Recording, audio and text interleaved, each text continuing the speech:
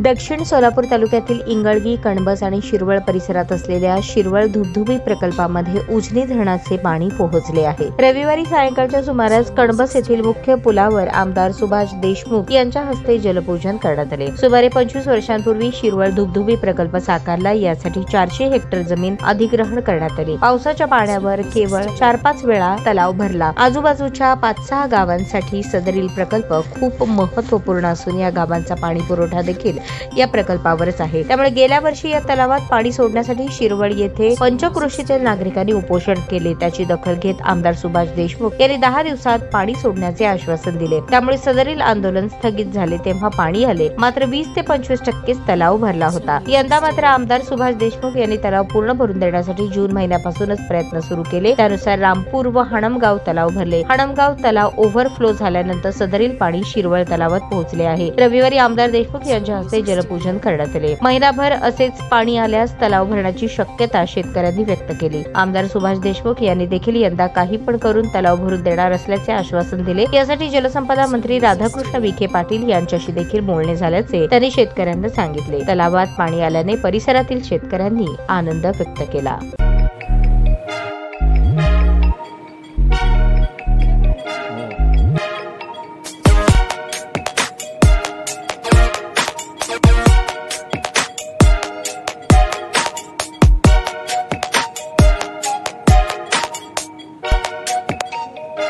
सोलापूर शहरातील सुप्रसिद्ध हॉस्पिटल म्हणजे सेंट्रल मल्टी स्पेशालिटी हॉस्पिटल मागील अनेक वर्षापासून सेवा बजावत आहे। 24 तास इमर्जन्सी सर्व्हिस, मॉडर्न टेक्नॉलॉजी, अनुभवी डॉक्टर्स तसेच अत्याधुनिक तंत्रज्ञान सुविधांनी सुसज्ज स्त्रीरोग प्रसूती विभाग, ऑर्थोपेडिक विभाग, मेडिकल विभाग आणि इतर एकमेव नाव म्हणजे सेंट्रल मल्टी स्पेशालिटी हॉस्पिटल। पत्ता गणेशपेठ शॉपिंग सेंटर, मंगळवार बाजार, सोलापूर।